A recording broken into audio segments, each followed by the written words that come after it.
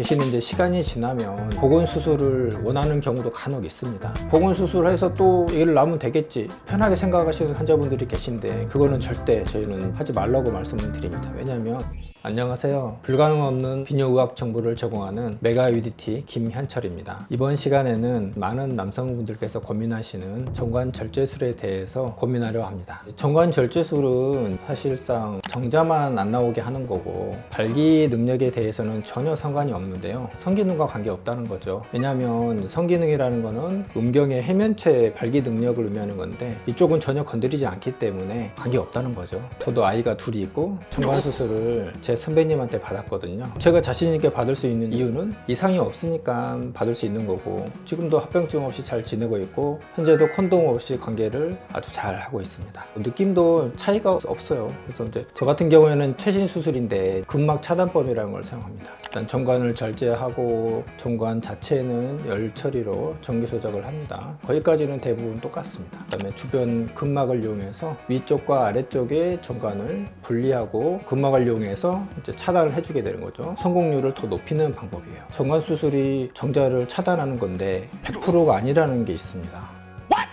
반드시 저희가 수술 동의서를 받을 때 설명을 하게끔 돼 있는데 확률적으로는 0.005% 미만의 확률로 임신 확률이 있습니다. 매우 드문 확률이지만 그런 게 있다라는 거예요. 정관 수술은 대표적으로 이제 수술 이후에 미미한 통증이 있어요. 한 1, 2주 정도.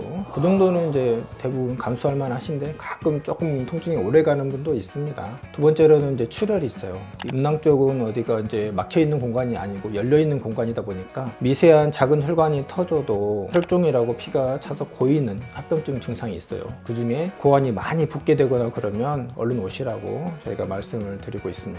이는 많지는 않습니다. 그냥 이제 압박한다든지 좀 지켜보면은 한두 달 내로 좋아지는 경우를 저도 많이 경험을 했습니다. 정관 수술 후에 고환에서 정자가 계속 만들어지는데요. 부관을 거쳐서 정관 절제한 이제 사이까지의 정자가 이동하게 되는데 그 안에서 그냥 사멸이 되게 됩니다. 대신 이제 시간이 지나면 보건 수술을 원하는 경우도 간혹 있습니다. 보건 수술해서 또 일을 나면 되겠지 편하게 생각하시는 환자분들이 계신데 그거는 절대 저희는 하지 말라고 말씀을 드립니다. 왜냐하면 보건 수술 자체가 성공률이 높지가 않아요. 시간이 갈수록 정자의 퀄리티, 정자의 기능이 떨어지게 됩니다. 보건 수술 타이밍에 있어서 한 3년이 지나면 70%, 8년이 지나면 50%, 15년이 지나면 30%대로 임신 성공률이 떨어지게 됩니다. 시간이 갈수록 떨어지는 거죠. 정관 수술한 다음에도 정낭 안에 정자들이 남아있을 거 아닙니까? 그 정자들을 다 배출해야지 이제 배출되지 않은 상태에서 피임 안 하고 하면 임신이 될 수가 있어요.